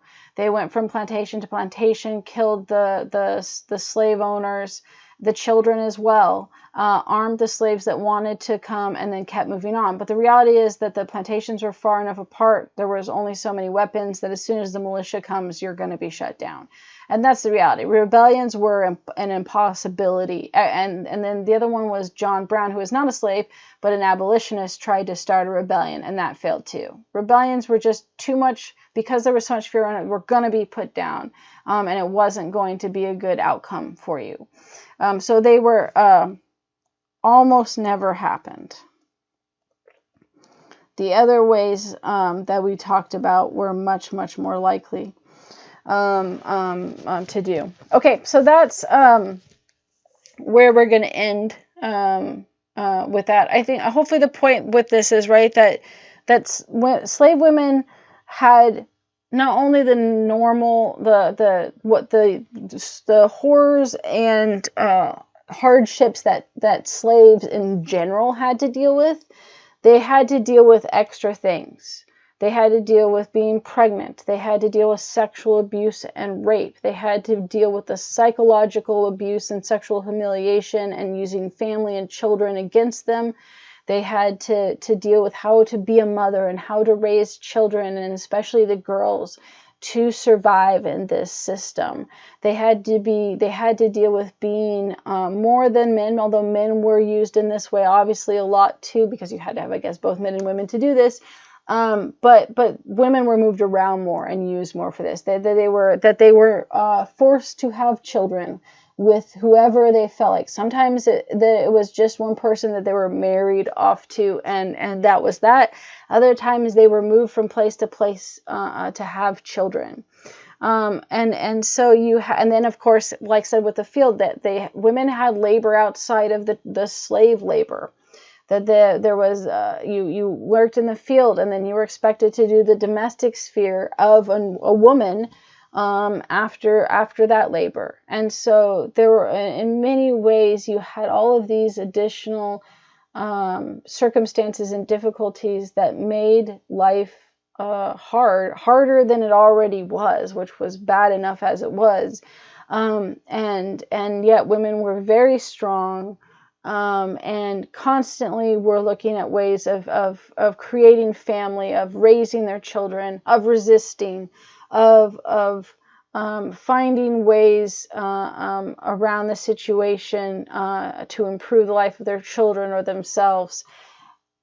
And that, I think, is the amazing part of it, is just how resilient and how much they constantly tried to find agency in ways when which was perpetually trying to be taken from you, when your humanity was constantly trying to be taken from you. And that in almost all those cases, they looked to push back in ways, even if it wasn't being seen by the slave owner, to take back control, to persevere through that having to work all while pregnant and not getting extra food, of having to have your child with you and being used as a punishment, and still managing to survive and find ways to gain, like I said, that sense of identity. That's huge. But like I said, they did face additional things that were targeted specifically at women, in the ways that. So that's what I hope you get out of that with slaves and the conditions and the different types of slavery, and with the primary sources that again, it's just example after example there of how they were abused, how they were used for sex. And that's just a small fraction of the examples in slave narratives. Okay, so next lecture we're going to be looking at the North. So we're moving back to the North, and we're going to be talking about the abolition movement and women's rights movement.